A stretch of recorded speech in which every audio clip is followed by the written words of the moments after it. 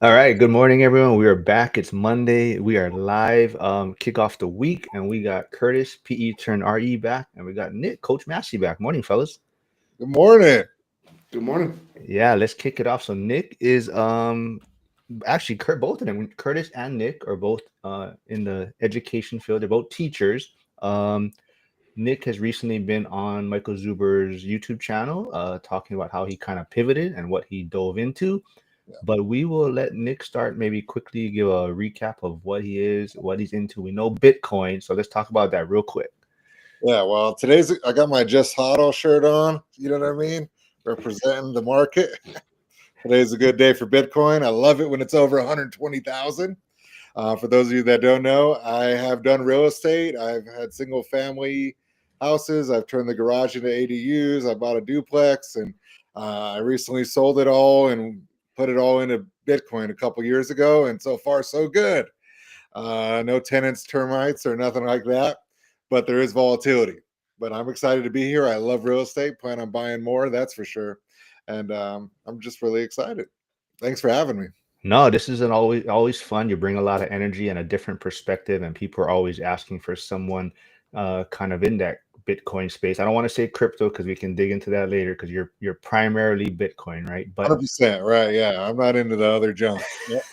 and then Curtis, this is your first time meeting Nick, so maybe Nick doesn't know your story. So maybe quickly you can fill Nick on your backstory and kind of your what we like to call your claim to fame.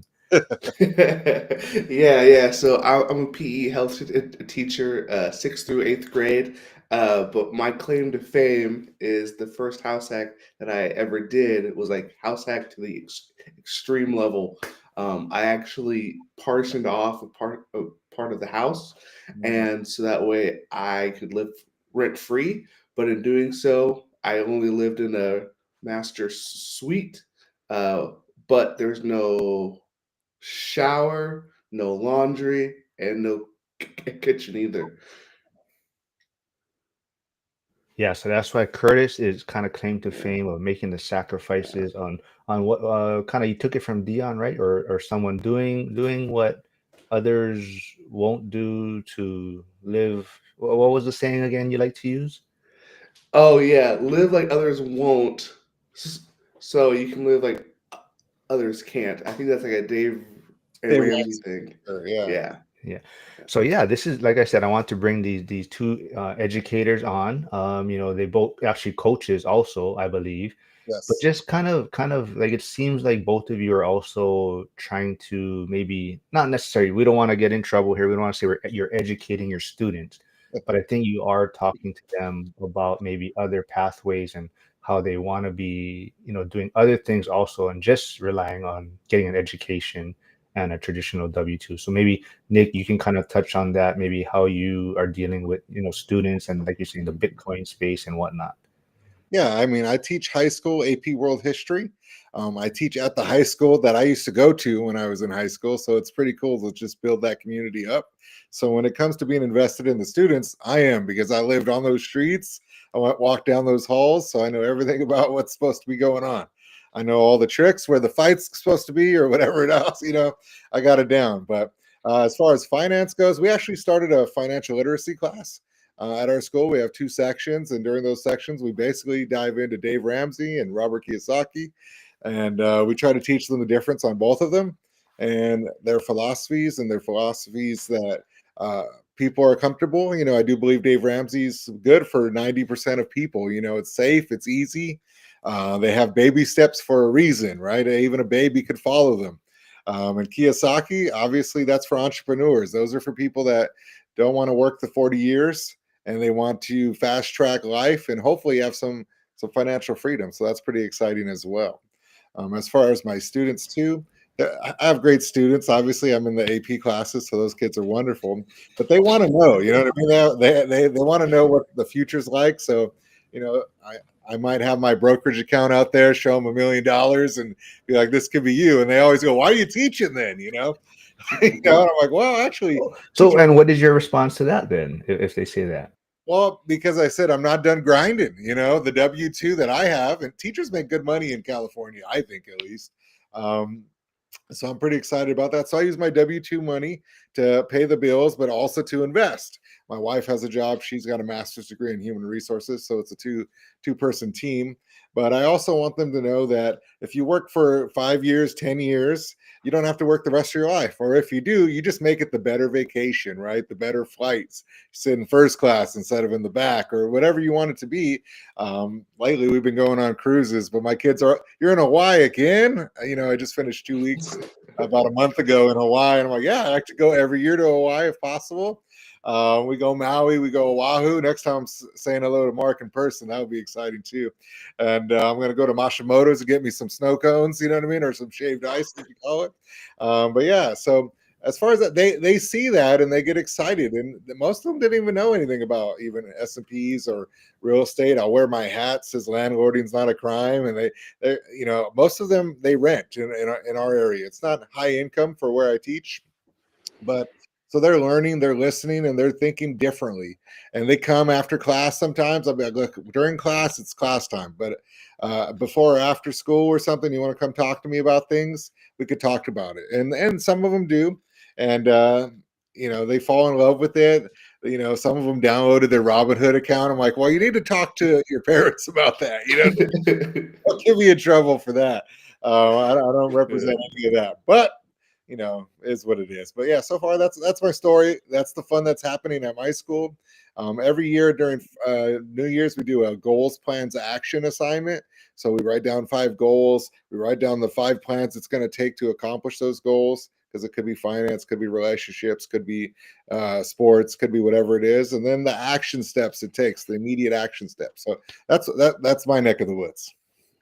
Awesome. I just want to remind everyone, Nick has a new started YouTube channel, Instagram page. So go check that out and please subscribe. Curtis's YouTube channel is also in the chat. And Curtis, I mean, would your experience be the same or similar to Nick's, but also maybe you can also touch on too, because Nick's wife, I believe, is an agent, and you also just got your agent license. Yeah, so Nick, it kind of seems like you're a little bit more open about with what you're doing, which is awesome. Yeah. I wish I could flex the $1 million broker account too. And say, oh, okay, I'd say you guys should listen to me. But I tell the kids kind of like on the first day of school or that first week, that kind of get to know you type stuff, and then that's the last time I kind of bring it up. However, now that you have your YouTube channel and your Instagram, I'm going to be very intrigued on what the kids find when you're in the middle of class, because I've been up there, going through a lesson or trying to check kids' work or whatever, and they'll hold up their iPad and say, "Hey, Mr. Gardner, is this you?" And I'm like, "Well, yeah, but that's not about the lesson." Well, okay. Well, I want to know first, though, have any of them tried to bring up you being afraid of birds then? Any of your students? Have they seen that video? Luckily, that one did not get real popular when we were still in school. So that's good news, or else they'd harass me about the birds. But I'll tell anybody about the bird rant. I'll definitely pause a lesson for that cause. But I also am upfront and honest with the kids. If they ask, they say, "Oh, so if you own 5 doors, and you must be rich." I'm like, "Well, not yet." That's not really on how it works. It kind of takes a little bit of time. But I'm also real, because there are times where I have to check my phone, right? So there's no phone policy, but I tell them, hey, life happens. Like if you need to take a call because grandma is in the hospital, I may need to take a call because a water line just froze, right? And so that's just the reality of the world. So it kind of lends itself to having those real conversations outside of just the school. I am intrigued to see how this year goes on the agent side, especially because the area that I'm farming as an agent is actually the school district that I teach in. So they're going to start to see my signs around and things like that. All right, before we start digging into some of the questions we got here, say good morning to Jason. What's up, JC? Flavio from Grandview, Washington. We got Trade Better 99 Harrison from Virginia. Charles McCune is here. Morning, man. Big Val is here. We'll get to Flavio's question right after that. And Jasic is here from New Jersey. Joe V is tuning in.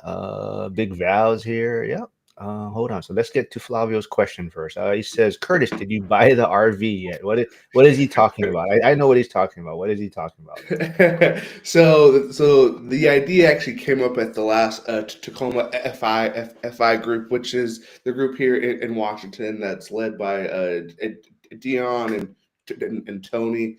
But the idea was because I have this huge lot on my property that I could just buy the RV, live in that, then rent the unit that I'm in, and which I haven't bought the RV yet. I'm still kind of battling with the idea of the RV life.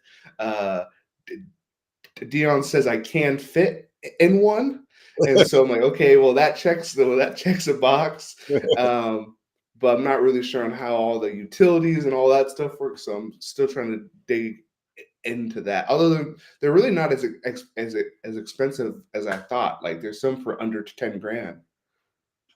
Wow. We'll keep an eye on that, and hopefully you can share us more when you decide what to do on that. And I'm not sure if you know, Curtis, but Nick is also a big fan of Dion too. So just letting you know Oh, that. okay. And Dion has kind of helped Nick along his journey also. And I don't know how Dion feels about Nick pivoting towards Bitcoin a little bit more, but Flavio is asking though, Nick, if you want to start in Bitcoin, do you think this is that time? Yeah, actually, I think every time is that time. Personally, I think Bitcoin's going up forever. If at a minimum, the next 5 years, I see it just going crazy. We're actually in this weird stage right now where usually 500 days after the halving is where Bitcoin could go parabolic, or usually has went parabolic. And we're within that 30-day realm. I don't know if you noticed last night, it went from like 116 all the way to 122. So it's already kind of starting that trend. We don't know if it will keep that trend or that cycle, because right now we have institutions, we have treasury companies, we have states, we have countries, they're all buying. And the all-time high actually happened a little bit before the halving this year, and then now it's obviously way past that. So things might be a little different this cycle. I actually think the cycle's broken. I actually think we are just, I don't think winter is coming ever again. I think the volatility to drop that low is not going to happen. There's too much money in the system, almost $3 trillion. And I believe it's going to get up to 20 trillion, no problem. So I think there's right now is a good time. I'm buying more all the time.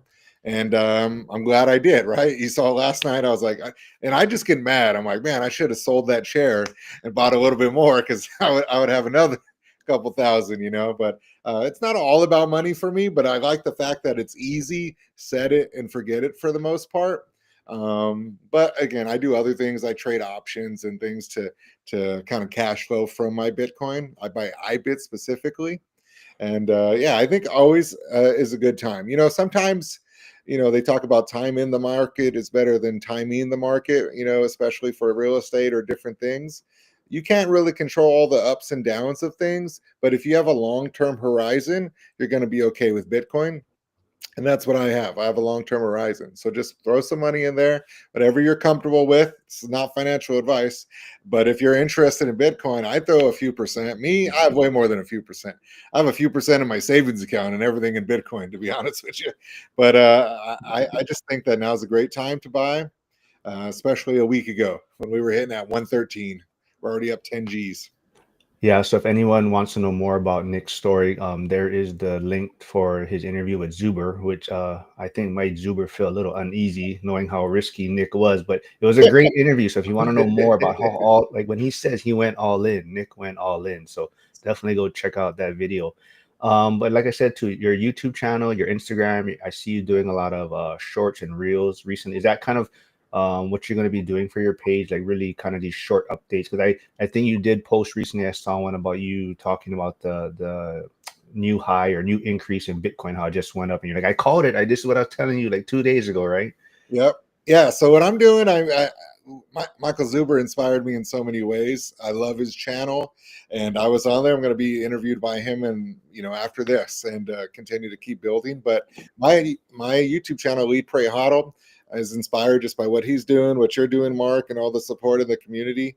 And you know, I do a daily hodl. So he does a daily financial news. I love that. I watch it every single morning. And I was bummed when he stopped doing it, like on the Friday, Saturday. I was like, no, this is what I watch every day. Take my shower, I listen to daily financial news. So I'm doing a daily hodl, but it's not financial news only. It's about Bitcoin. It's Bitcoin news and what the future looks like. So I'm doing that every single day, and I'm telling a little bit of history. You know, why they call it hodl, what to expect going forward. We talk about cycles. We talk about the IRS. You know, the head of the IRS getting fired after 2 months, and how that might impact Bitcoin or tariffs and things. All of it it's not politics. It's just how they have impacts and ripple effects throughout our financial system, especially in Bitcoin. Yep. So let's see, where did the question go? Oh, Jacek was saying though, I wish more parents talk to their kids about finance and investing. So like, but you, Curtis, maybe on the flip side of that, have you encountered any pushback? Like, has there been any parents that are kind of, hey, you know, stay in your lane, like, you know, just teach, don't be talking about what other things that you do. Yeah. So that's why I partly don't always like go on and on, right, about with what I do. I'll kind of like plant the seed, and then if a kid asks the question, I can always come back and say, hey, well, your kid, like little Johnny, asked me about it, and it's my job to build that relationship, right? So it's kind of always put the onus back on the kid. But I also have to be very mindful of the community that I teach in, because my school is a Title I school, which means very high poverty. So if I'm wearing a watch, or I'm talking about the money that's coming in, I have to be very mindful and think, okay, I know the financial state of the majority of the school is not great. So if I do bring it up, I have to be careful and be more like on the inspirational side, and not necessarily on the flash side, or trying to sound braggadocious, but more just saying, hey, this is what's like possible. I love that. So Trey Better has a question for you, Nick. It says, school question for Nick. What section in AP World History do your students repeatedly struggle with over the years? Oh, that's easy. That's the Chinese dynasties. They get confused by that every year. It's just a major part of the history books, and some years they don't even really talk about it on the actual exam. Those are years that test scores are good. My test scores are great, and I actually have, you know, I'm a little different. For one, I'm like the head of the union on my site, so I feel really comfortable because I know my contract front and back, and I teach history, so I could talk about economics all the time. That's part of history, right? Well, why are you talking about, you know, Bitcoin? Well, that's part of history. Things are different from 1920, or, you know, back then gold. You know, they stopped doing gold because it was too heavy, and they went to paper money. And now, obviously, I believe in this digital currency. But yes, my answer to that question is very simple. The Chinese dynasties. I recommend getting a prep book now for the test in May. And if they just do 5 pages a day from now till May, I bet you they pass no problem.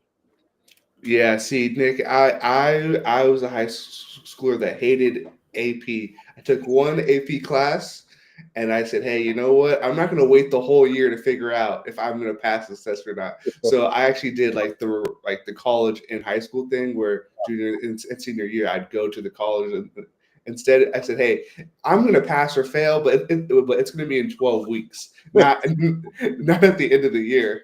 Yeah. Yeah, we have what's called dual enrollment, and dual enrollment is college credit in high school. We have actually a great school system where I'm at. We've done so many things compared to even when I was in high school. We have like a medical facility. It looks like just like a doctor's lab where the nursing they practice all the nursing stuff. We have an aerospace simulator thing from a man who was in the military and Air Force. We have you know, editing. We have so many things that we do at our school, and like I said, even the financial literacy classes, people are shocked to know that we do so.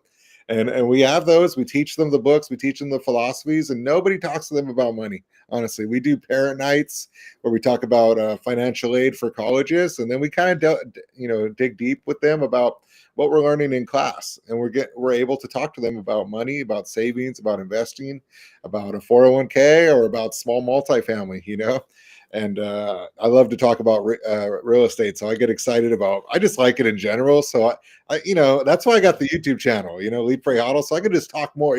Nobody wants to hear me. At least I'll just talk to the camera. But fortunately, my kids love it, so it's all good. So this would be for both of you, but maybe Curtis, you can go first about maybe, what made you decide that a teacher's salary alone wouldn't cut it anymore? I feel like, teachers still a respected profession. A lot of people look up to teachers, but when did you figure out that the salary alone wouldn't be enough? Probably my first paycheck. Probably my first paycheck. Yeah. So I actually started off as like a 0.6. So that's just above like part time. So I still got like the benefits and everything. But I always tell folks, hey, if you think that teachers don't get paid a lot, imagine getting paid 60% Yeah, right. of that. Right. And so I saw that first check and I said, oh, okay, this is going to be a problem. And I kind of just would look. That's the beautiful thing about older folks, is that you can kind of look into the future through them. And so I went and I saw all the teachers that are close to retirement, and I said, no, thank you. I'm not really interested in what you guys are talking about or the problems that you're having. So what can I do to kind of make sure that that's not me?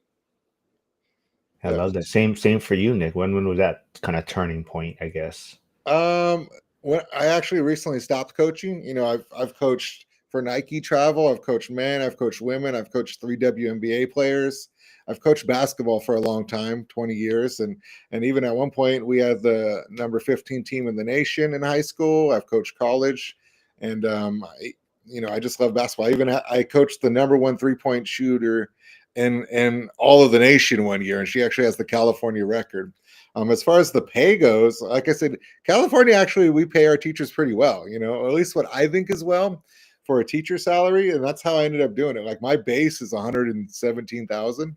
So I'll take that. I get another 40,000 in benefits, dental, medical, I pay $70 a month for all my insurances for my whole family. It's a great deal. So I heard my older teachers, because remember I went to school there, and they all came back. We have like 12 people like that. And I was like, what is going on? What's so nice about it? And they're like, well, we get summers off, we get all the holidays, Yeah. and this is what I actually make. And then when you coach, you get another $7,000 stipend, or I was the athletic director, that's a $10,000 stipend. So it can start adding up quickly.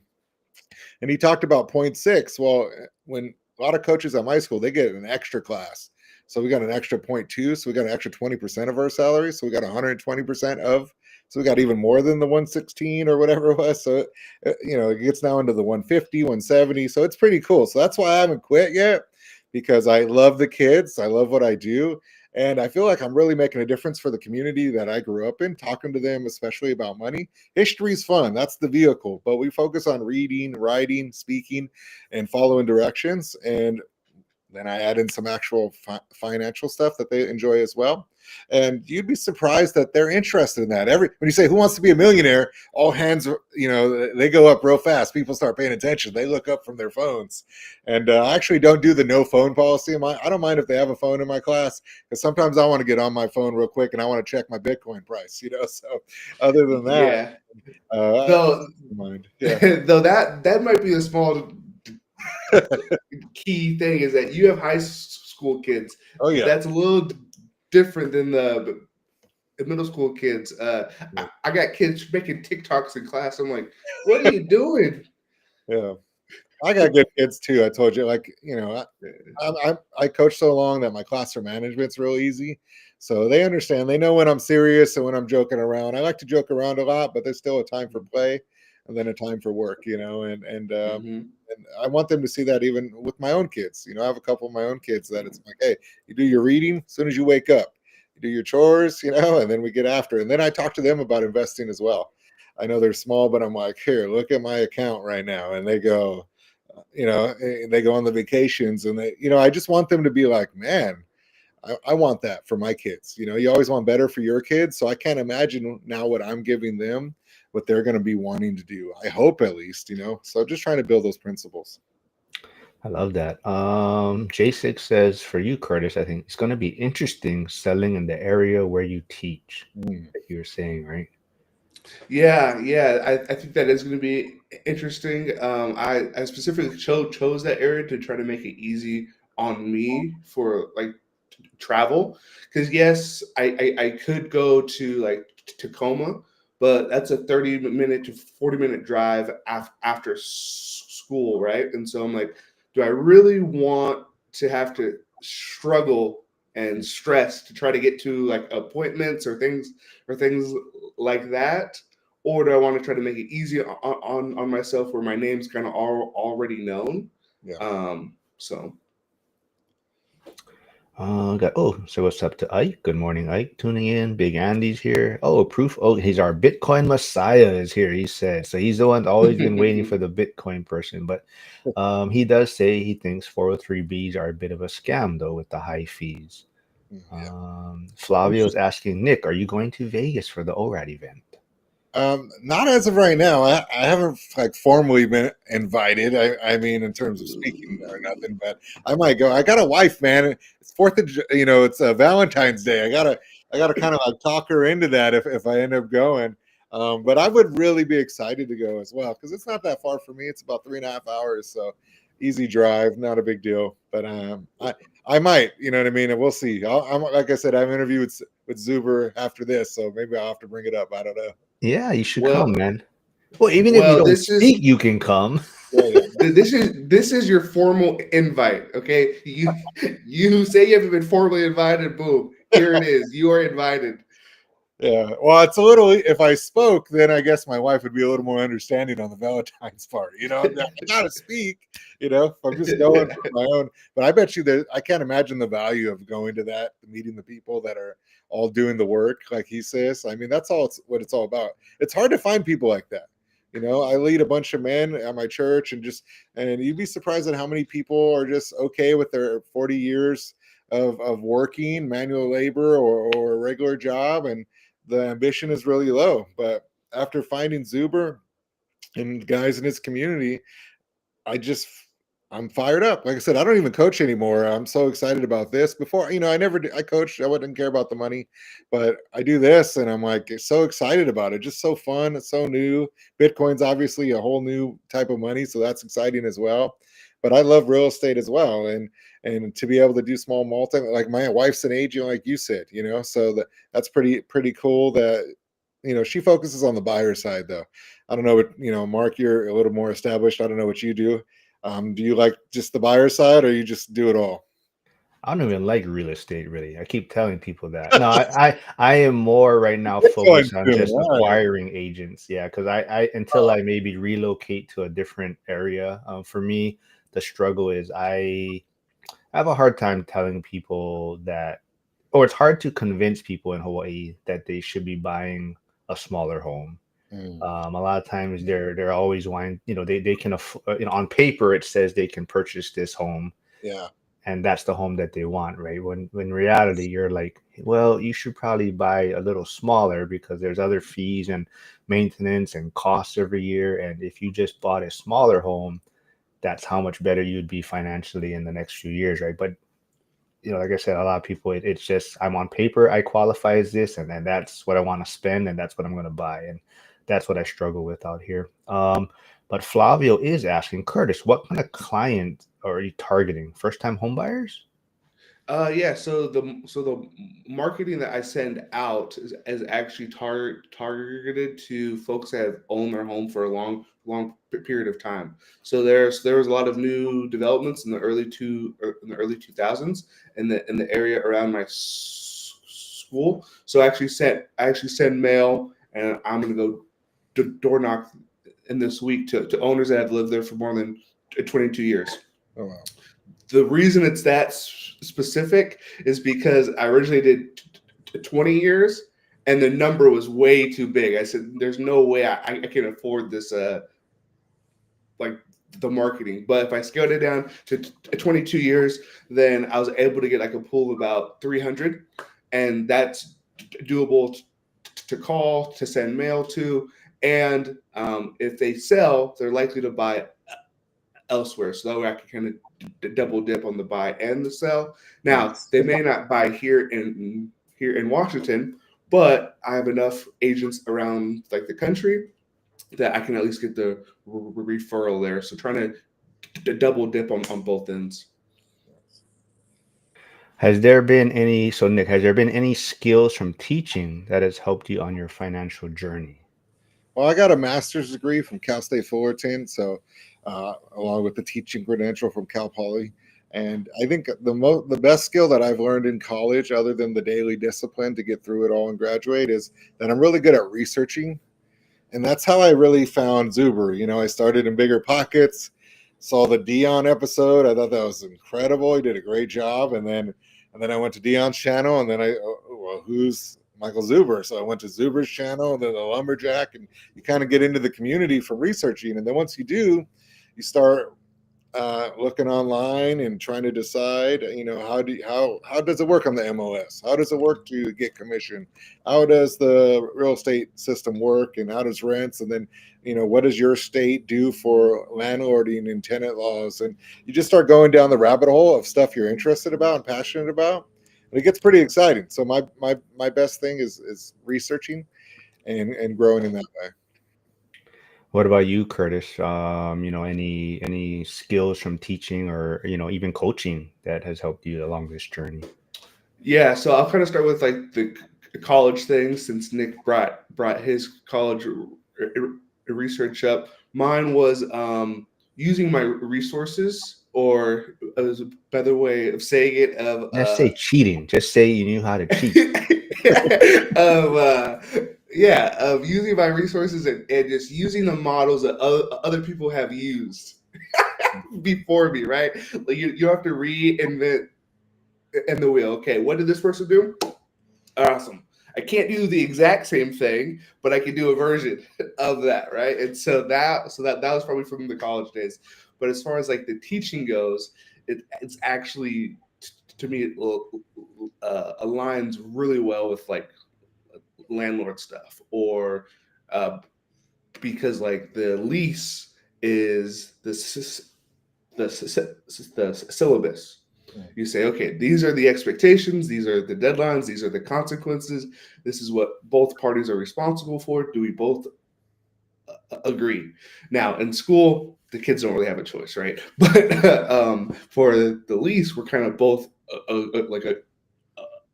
agreeing to this thing, and then kind of explaining everything around that. That's been very helpful. Nick, so one thing that I do see like on social media quite a bit is usually, people are in one lane or the other, right? They're either in real estate or they're in the crypto Bitcoin space. And you have one foot in each a little bit, right? I mean, definitely right now, you're focusing a lot more on the Bitcoin. That's what your YouTube and Instagram is.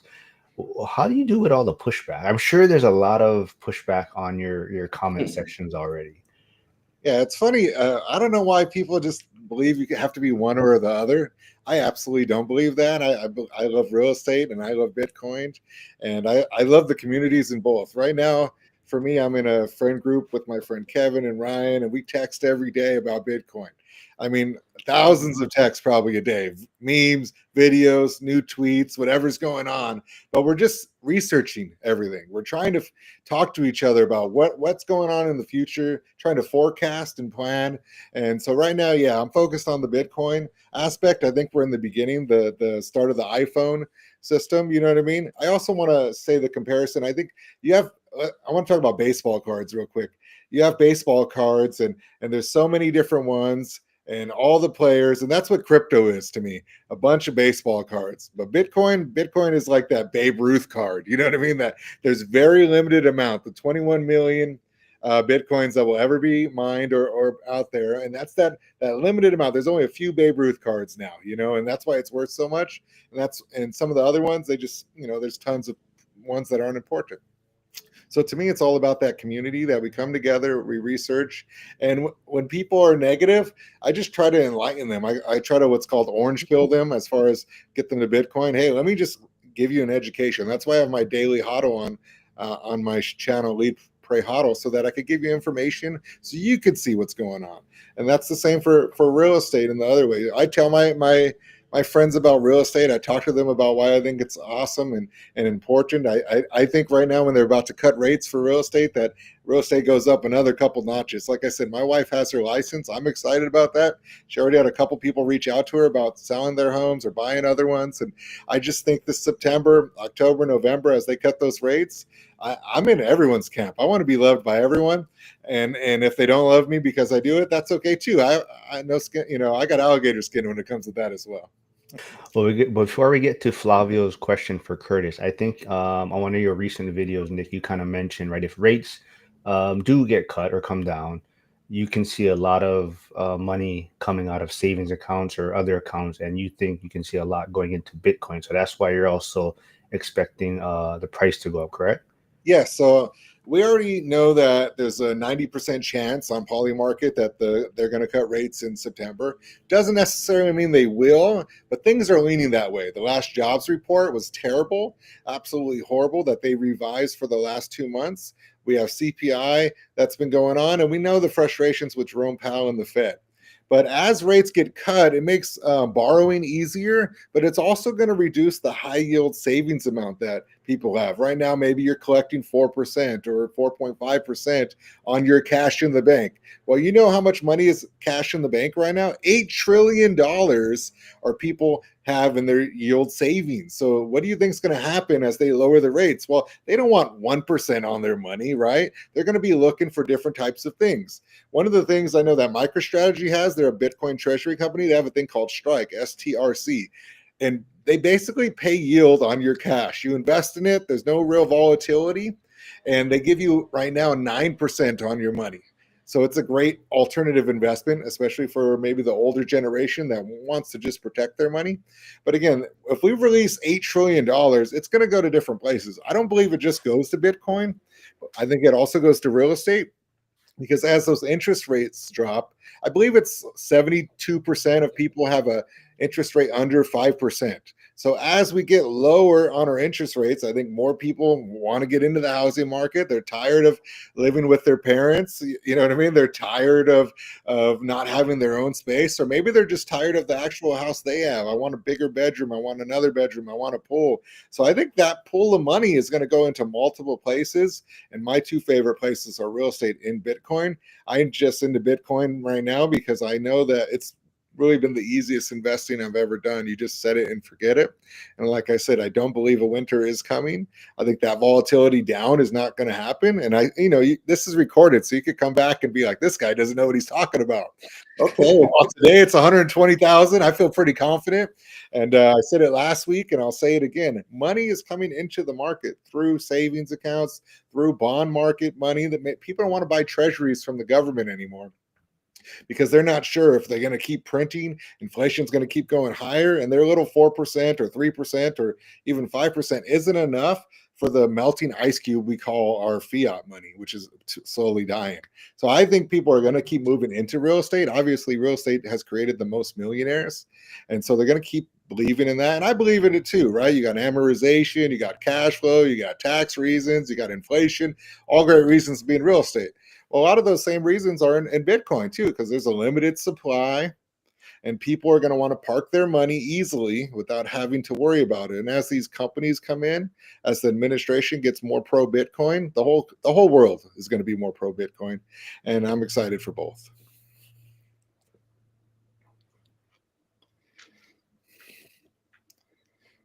Mark, I think you're muted.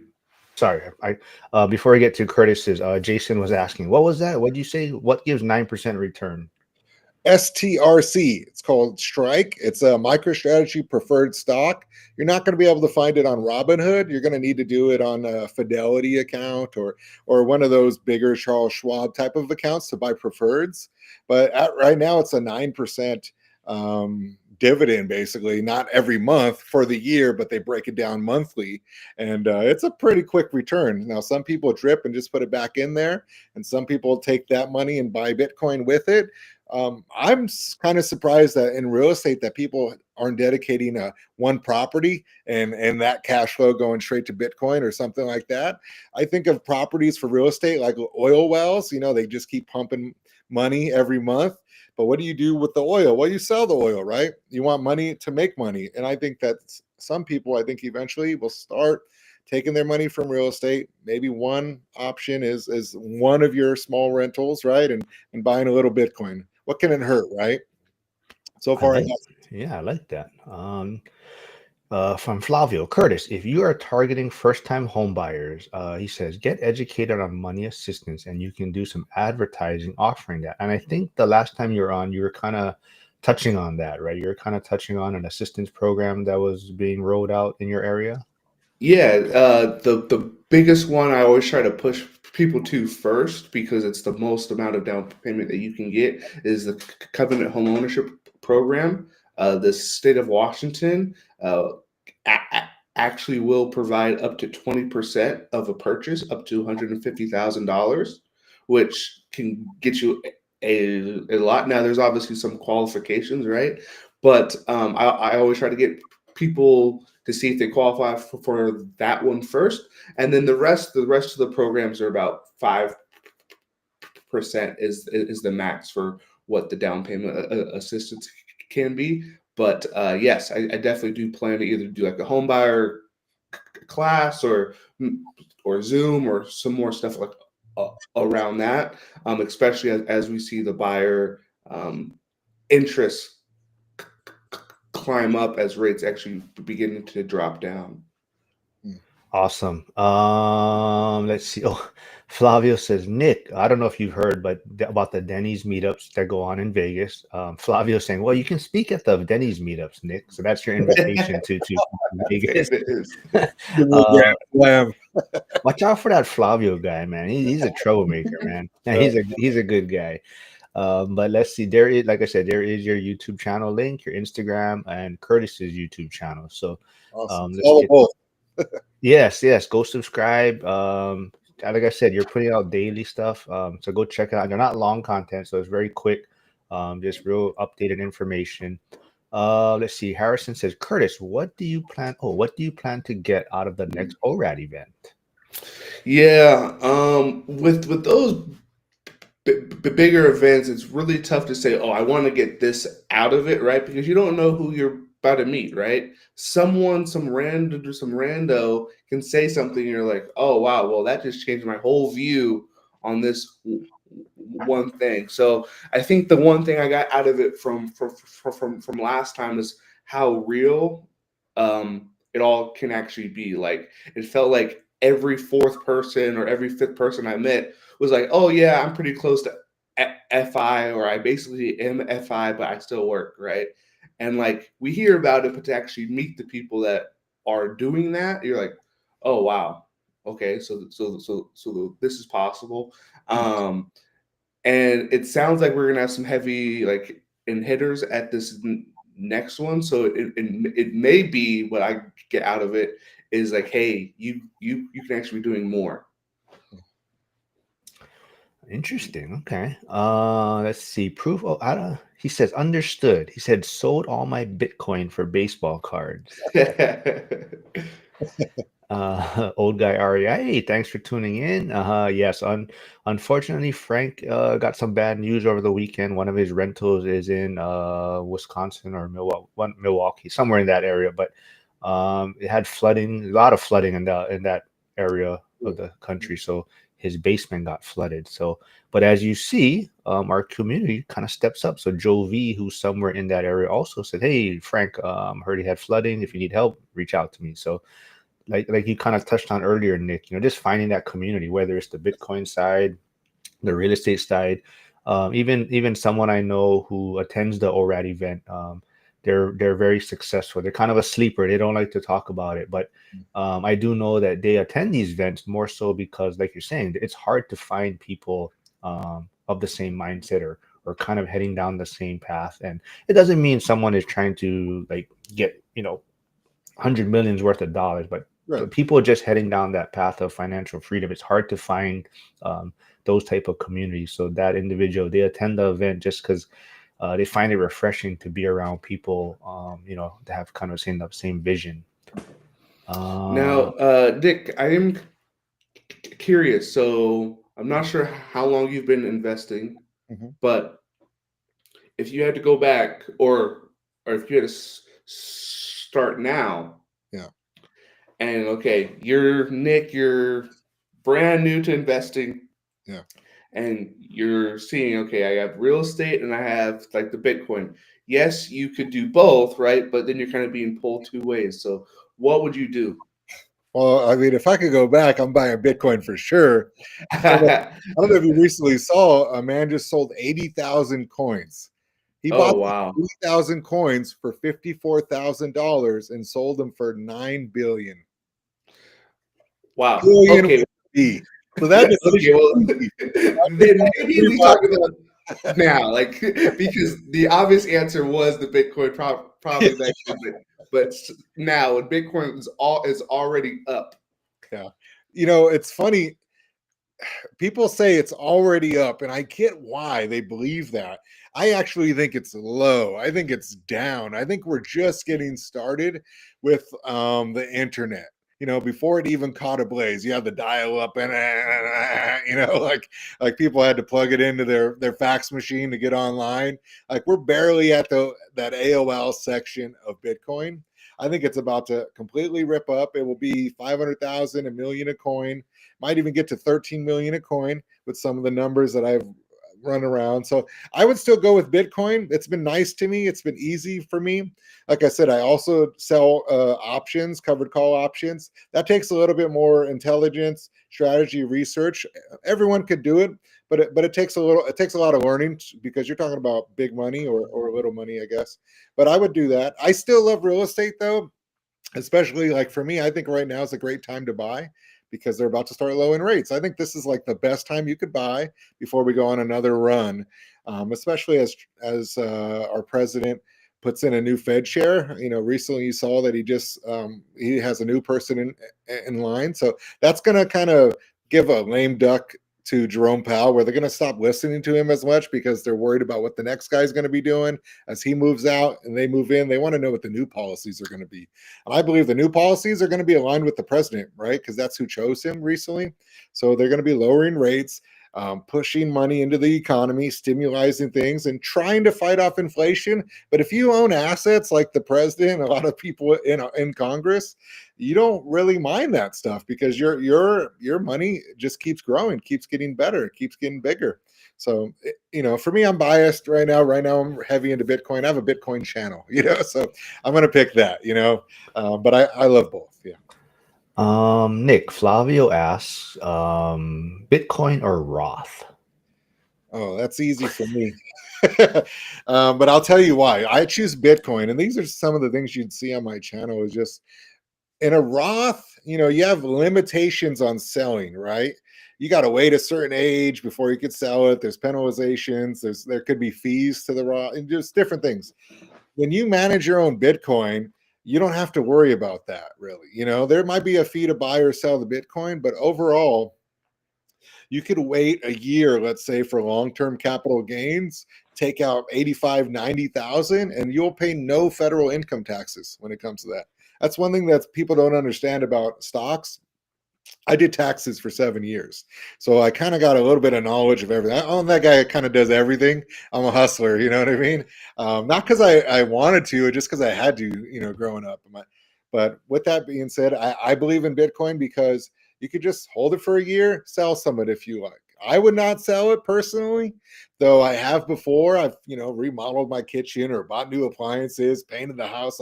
I've done things, but then you start calculating like, well, I'd actually have another 100,000 if I didn't do that right now. So it's kind of a tough thing.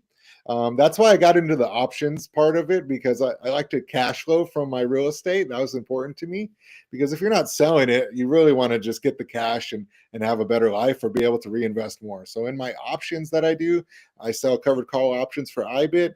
I get some of that cash, and now I could go buy that new car. I could get that new washer and dryer. I could take my wife on a beautiful date. In Roth, you got all of that stuff tied up for a long time. I recently, as a teacher, we recently had 2 teachers pass away this year.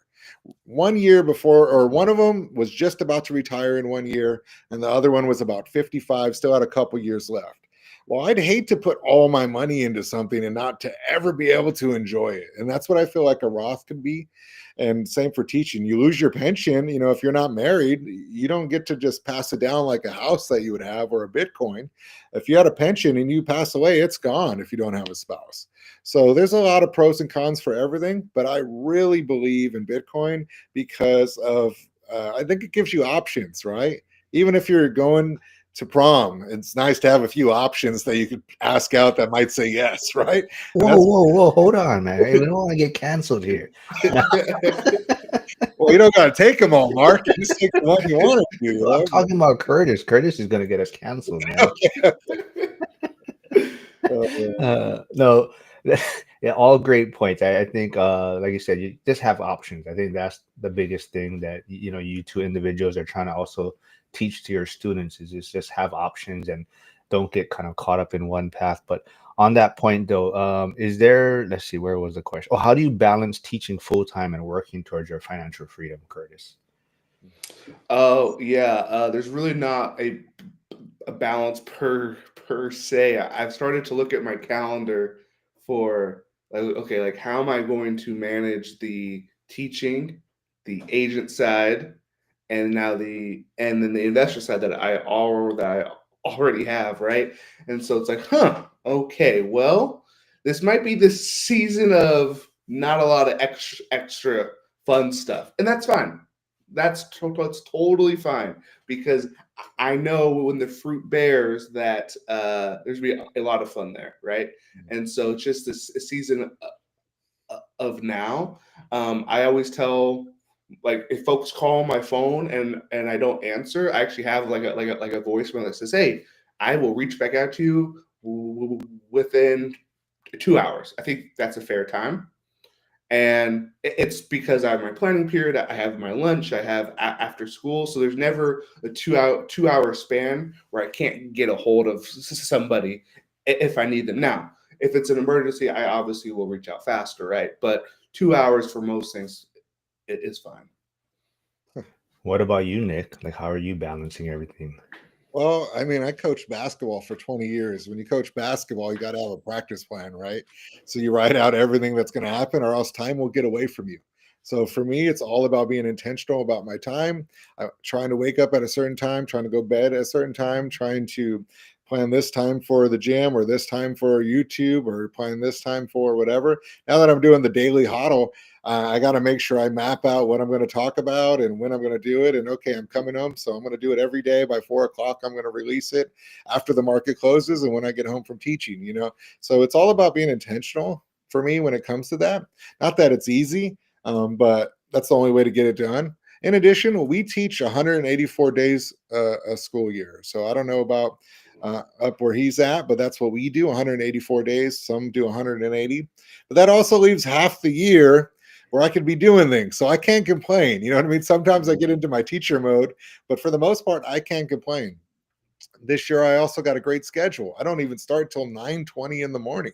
So I get to sleep in a little bit, get things done. My wife wants me to go to the gym a little more, so I'm gonna try to get that in. You know what I mean? But yeah, that's what Nick, Nick, I was liking you up until you said what time your start time was, man. My contract time is 6:40. Whoa. Yeah. Oh, Okay, wait. So wait, this is gonna pivot a little bit because I saw Casey tuning in the chat, and I know Casey, so he's in California. He's wants to relocate. He's kind of over California. But Nick, like you're saying, teachers pay well. yeah. You start at 9:20 or whatever your schedule is. Yeah. But you're also talking about possibly retiring in Charlotte, right? You want to retire in Yes. Charlotte. So is there something about California that you want to get out of there also? Like how, like I said, Casey's viewing it, or what's your thoughts on California? Well, I think California is one of the most beautiful places, you could go. I've been to almost all 50 states. That's one of my plans for my kids is to show them all 50 states. I've showed them 36 states so far. I got 9, 10, and 15-year-old. One of the places that I fell in love with was Charlotte My wife loves Charlotte. We love Charlotte. We kind of like the South. The vibe's a lot slower, and I love the barbecue as well. So that's another reason. Um, but overall, what I really think is it's expensive to buy houses out here. Now, just because I can doesn't mean I should. Just because I could buy other cryptos doesn't mean I should buy them. Just because I could buy real estate out here, which I have, I had a couple $1 million worth of real estate out here, and I've been selling them and moving it into Bitcoin. But over there, I feel like it's more affordable for my children to be able to buy houses, to be able to build their real estate portfolio. And obviously you could for me, when I finally do retire from teaching, that's why I started the YouTube channel, is so I have something to do, right? Retire to something. And I enjoy talking about money. I enjoy talking about real estate. I enjoy talking about Bitcoin. I enjoy talking to people and meeting new people, right? Even right now, I'm excited to meet someone new, and all the people asking questions. So for me, I it's not about politics or anything. Politics change. You could go to that state and they could change all their politics to the one you didn't like. So moving for politics to me is not a smart move, in my opinion. You move because you like the people, you like the prices, you like the ability. Like for me, Charlotte, I could go up and down the East Coast and I could be in another state in an hour. And that's what I love about that. Let me go to Washington, D.C., let me go to Savannah, let me go to Charleston, let me go to Fort Lauderdale, whatever it is. I could just keep moving. I can go to New York in 10 hours. Over here in California, it takes a nice drive for me to go to Seattle. It's going to take me 2 days. So that's some of the difference for me. But I All love all. right, Kate. So Casey says, yeah, but his wife does not want to move. But Casey, hopefully you heard Nick's kind of point of view on it. But Nick, I mean, even Casey, he asked me where I probably want to retire, and I told him, yeah, like the Carolinas, South Carolina, that Tennessee, Georgia area, I love it over there. And Beautiful. so Casey was like, what are you talking about? Why do you want to go there? And then, so Nick is just proving my point that that's a great area to be in, and I do love it over there. But let's see. Nick has Trey Better says, Nick, what is your favorite crypto exchange? My favorite crypto exchange? Well, for me, I don't use all the different exchanges. I just use my Robinhood account. And like I said, I don't buy Bitcoin anymore in terms of the actual spot Bitcoin. I just buy iBit. It's an ETF through BlackRock. And the reason is that I don't want to have to manage a cold wallet. What if something happens to me? I die. I'm driving a motorcycle. I hit my head, and my wife doesn't know the password or just anything like that. So I just have it managed through Robinhood or through Fidelity or through Schwab or any of those things. And that's why I recommend. There's also not a big fee when you first buy. If you buy Bitcoin on Robinhood, it's about a 0.085%. So it's a nice fee. And if you sell it, the same thing. Not the same for the ETF. In addition, I sell options. So if I have spot Bitcoin, I couldn't sell options through that spot Bitcoin. So I decided that instead of continuing to invest in the Bitcoin that I have, I'm just going to invest in iBit so I could sell my options. I like that. I might have to figure that out. The iBit. I like the strategy of you, like you say, maybe one rental property, the cash flow is going to Bitcoin. I like that idea. Let's see. Flavio says, Curtis, what I see on agents, lack of communication, never return calls. Is that like, I think I always hear it too, right? To just be in the 1% is basically just, showing up or returning calls, right? Just which I don't understand with how many agents that there are. I don't understand on how that's the trope, because I'm like, it's really not that hard to answer a call or a text or something like that, but yet that's like common, and I hear it not just in Washington. I hear it all over. So now I haven't done that much business on the agent side, so maybe I'm missing like something. But to me, it doesn't seem that hard to at least answer the phone. Totally agree. But I love what you're putting out there. Like you're putting out a lot of content, you're showing all your mailers, you're putting in that extra work. I saw you got your sign out, right, for open Mm, houses. So very cool. And I think the social media side is helping you, right? I think it shows like you're yeah. you're doing a lot of events and things like that, right? So Hmm. Nick, how has the social media side been for you? Like as far like you said, you're enjoying it. Is this like you said, it's new for you, right? So what are you learning on the social media side? Well, I'm learning it takes a lot more time than people think. to get everything going, to make a thumbnail, to come up with the information. Maybe got to re-record that script. I've been trying to just go natural. If I mess up, I'm just leaving it in for the most part. I'm not doing the edits because I'm just a person. I got a life too. And that's what I liked about even Zuber's. He has his financial news. It's just live. He talks, and that's how it is. So I'm just talking, bringing my daily huddle. I do like the fact that you're building a community of people that like what you like.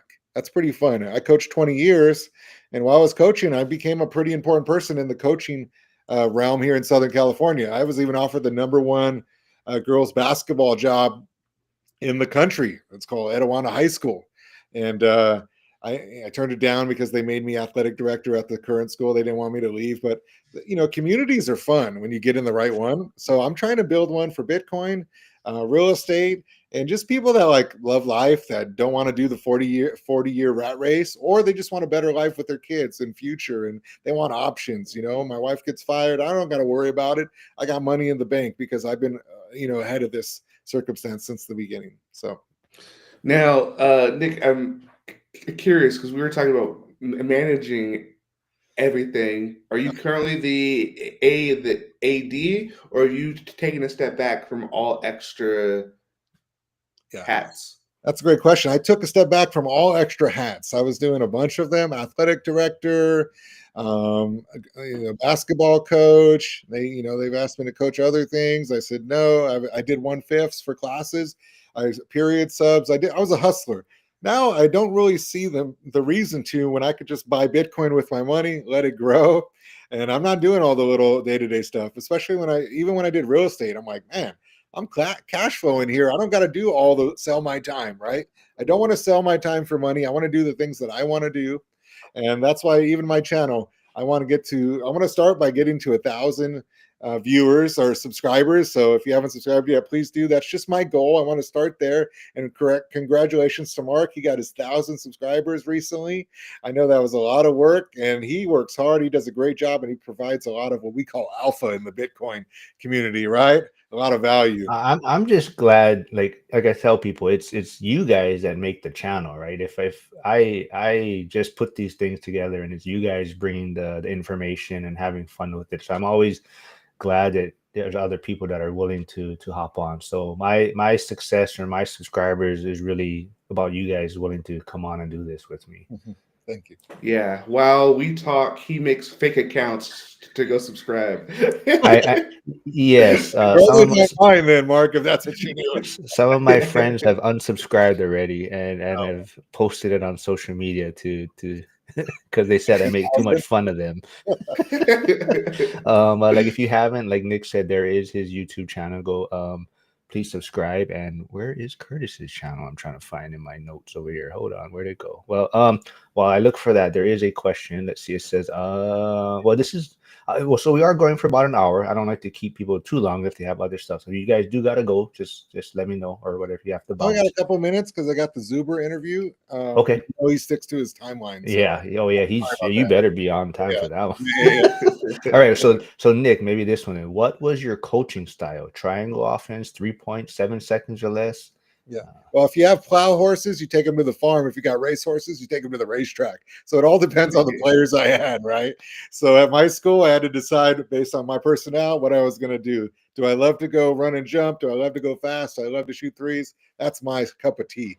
But did we have to change it up sometimes? If we had a great big in the middle that we had to throw it down into, we did that too, run some high-low stuff and enjoy that. So it all depends on the players you got.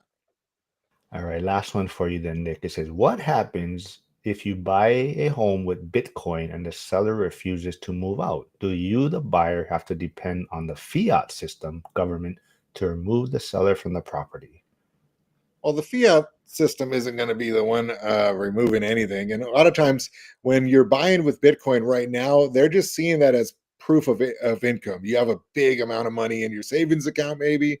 And so you have reserves. So a lot of times that's what they're doing. They're not counting that as your down payment. So that wouldn't be the process. And the bigger problem there is really, where are you buying? And you have to evict them. That's why if you have a good real estate agent, you make sure it's all in the paperwork that they have to be out. And I think anytime you get into that situation, doesn't matter if you have fiat or Bitcoin, and now it's a law thing. You know what I mean? And you're going to have to go by the code and the laws of your state or your county or your township. Yeah, don't close on the property until it's vacant. Yeah, like I said, this was a good one. I like all the information. Like I said, Nick, you bring a lot of great energy. New face here, new voice, so I love it. Hopefully we can do more of these. If you do have to bounce, I do. yeah, just yeah, Curtis, I don't know if you want to stick around a little while, or okay, Sure, we can. yeah. Nick, if you want to play around real fast though, like I said, if you like in their settings, there's a Okay. mirror one, because like right now, if you hold your shirt up, it's Yeah, backwards, yeah, right? Yeah, so it's, to us, oh, it's backwards. So if you go yeah. in your settings on the video or the camera, there's a mirror one. If you turn it off, then it'll read properly. Okay. Even like your background That'd image be my computer settings or the StreamYard. on the stream, on the restream, on the settings, on Oh, the and that little gear setting. Yeah, there's like you'll just press the S and then you can flip it. okay, video. Nope. Let's see what this one. Oh, mirror right there. I see Yeah, it. try.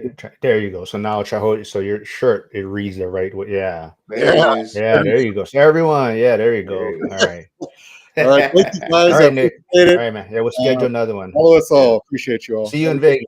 All right, thanks. So yeah, so Curtis, Flavio does have this question. I think it's on a lot of Oh people's boy. minds though. Curtis, are you still looking at possibly investing in Pittsburgh where it's an 8-to-1 girls ratio? Oh wow, that that needs to be on like the bigger pockets, like the filters, because that is really important stuff right there. No, I was debating on it if I go to Jack's event or not.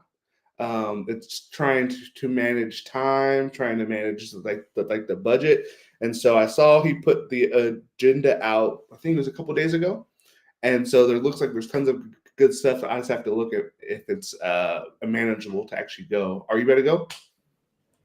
I don't know yet. I'm still trying to figure things out. Come on, man. Okay. Well, I would, but instead, I made a priority instead that I am going to be giving away a VIP ticket to the ORAD event. So I'm going to Mhm. have, because I hit my 1,000 subscribers, I'm going to have, I haven't figured out how I'm going to do it yet, but for those of you that don't know, I'll probably have like a live stream. Mhm. I'll be giving away one VIP ticket. I'll probably give away some of Dion's books, or book, I should say. Maybe a couple Frank shirt or Rat shirts. And actually, there's also another some individuals that have stepped up from the Monday accountability group. They are going to also be donating a general admission ticket. So not only will I have a VIP ticket to give away, I'll have another general admission ticket to be giving away. So I haven't figured out how I'm going to just whatever games or trivia I'm going to do, but stay tuned. I want to do it quickly so that people can get their ticket situation figured out. But there'll be some free giveaways and whatnot. And Flavio, I keep telling you, I told you in Spanish also, you are not eligible. But I think he's asking more about, are you considering investing in Pittsburgh? I know not only for the Yeah, meetup, but are you still, yeah. is that still on your mind? Or are you kind of going to focus on where you're at? Yeah, it's still on my mind. I actually was at a meetup this weekend when I was talking about goals and stuff with folks there, and really the biggest thing is I'm trying to get the active income up, because while I can have all these investing tools, I can know about the 50-40-10, I can know about finding a team. Well, it doesn't matter if I don't have the capital at the end of the day, you know? And so that's really what I've been trying to focus on here like lately. And then it's really great now that I have, you and Jack, and then people in Indiana, right? So I have people all over. So now it's my job to go out there and get the war chest to get to put to actual work. Yeah, but I sure Indiana's not 8-to-1 girl the ratio, right? That is probably true.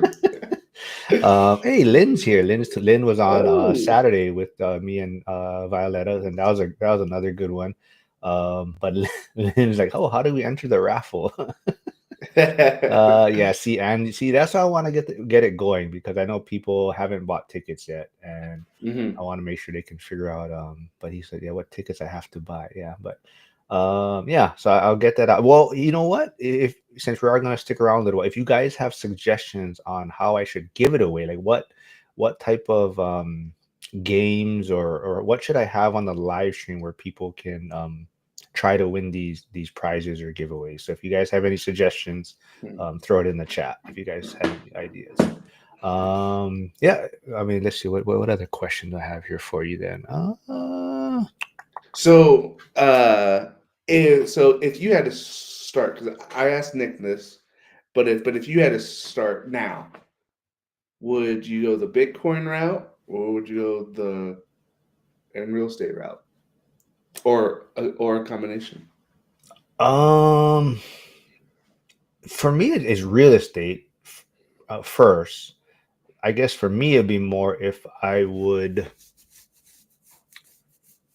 allocate some towards Bitcoin.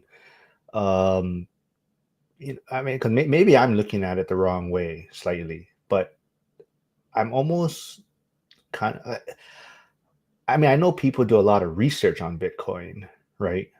But it's like, for what I would be doing, it's almost just like, um, buying. You're just allocating. It's not like I'm trying to pay attention to all the data on Bitcoin and what it's actually doing, right? So from that standpoint, I think if I had cash flow coming in from real estate, then I would probably consider just funneling it that way, and keeping it Mm-hmm. in Bitcoin. But if I had to pick, yeah, I mean, I don't, I don't, I don't think it would be strictly just Bitcoin. And Mm-hmm. but like, he's doing other things, right? That Mm-hmm. he is making, I guess, cash flow from his Bitcoin, with that IBIT, the way he's allocating it and selling it, I believe. So that's Yeah, and yeah. then I think he was also talking about how he does like any options and the things like that too. Yeah. Yeah. So Jason said yes, he bought his tickets. Oh, Jovi says best firefighter jokes wins the giveaways. Um, Uh, let's see that's a what. good one. So, oh, okay. Do your colleagues understand or support your money goals, like the other teachers that you work with? Some actually really do. I've been like posting, about my signs or about the events that I'm going to, or things that I'm just doing to try to get the ball down the field, right? And so I've actually had multiple colleagues like comment on my Facebook post saying, "Oh, we're so proud of you. That this is awesome," right? And then I actually go back to school next week for like back to school, like teacher training, basically. And so I'm sure they're going to be talking to me about it there. Now I'm sure there's also teachers that don't want to hear anything about it, but if that's the case, I don't think they really make it known, but they don't really bring it up. Yeah, I didn't get a chance to ask Nick. I mean, for him, it must be harder in a sense, because it seems like he says they seem to pay well in California. So if Hmm. those teachers are making that type of income, I mean, I can see it, doing other things to like a side hustle in a sense or whatnot. They probably are like, what are you doing? We get, we have this, Yeah. we're getting paid well and whatnot. Um, Yeah, the teacher pay in my district now. I don't know if Nick shared on how long he actually taught for though, that but makes like sense. I think our district tops out at that 130 mark. Like if you've taught over 20 something years. See, Flavio. See, that's what he wants to give a ticket away at the entrance and get the winner. Ivan, wait, what? What language are you? Okay, yeah, I I can get the winner. I volunteer if I win. I don't know what you're. But I know one of Flavio's ideas was to have the tickets given away at the event, or maybe like a Mm, refund, right? Like yeah. someone there. But I'd rather have it where people can. maybe they weren't able to attend, maybe they weren't thinking of going, Mm-hmm. and this would help them go, right? So that was my more thought of it on why I want to have like a live stream giveaway, so that Yeah. people that might be like, I don't know if I'm going to be able to go and whatnot, the cost or whatnot, then Mm. this might be able to help them like afford it a little bit, or I mean, I don't know who's going to win it, but I mean that it might help some individuals that were on the fence going or not, I guess. You could do like a live stream. People put the comments in, and then you could do like a wheel at the end that You spin the wheel for me. hey And man, you wear the hey. hat and then spin the wheel for me. Uh, I love the wheel, man. The kids hate it because it stretches them out, but I'll put the kid's name on the wheel and I'll mm. spin that thing, and you should just see. It's the only time they're all like silent. Okay, yeah, okay, we can do that. So yeah, we could Yeah. have a wheel with the prizes, but we got to figure out Mm. how they get a spin, I guess. So it would be like some Yeah. sort of question, right, or some sort of trivia No, stuff. no. What I was saying is you put their names, like if they comment, their name gets put on the wheel. Oh, okay, okay. Yeah. Yeah. Oh, okay. Yeah. Oh, okay, that makes sense. Mm-hmm. All right, okay, I got some thoughts now. I figured out. Now I just got to figure out how to make a wheel. Easy. It's all online. Easy, man. Oh, okay, okay. Yeah. All right. Yeah. Well, like I said, man, I appreciate everyone that always tunes in. I appreciate all the guests that come on. Like I said, me hitting 1,000 subscribers. Yes, it was a goal of mine, but definitely couldn't have done it without any of you folks supporting, and you folks that want to come on and willing to come on. And like I said, yes, I do tease you guys once in a while, but everything's in good fun, and you guys are always willing to do it. So like I said, my success is also for you, a lot from you guys. So thanks for all the support and everything. And let's see, I'll be back tomorrow with Jeremy Taggart, Pittsburgh Rockstar agent. I believe him or Liam will also be attending the Vegas event. So that's another thing. See, not only am I giving tickets away, I'm buying tickets for a couple of the boots on the ground in Pittsburgh. So they'll attend the Vegas event. So a lot of the people investing in Pittsburgh can meet some of the boots on the ground that we work with, and get face to face with them.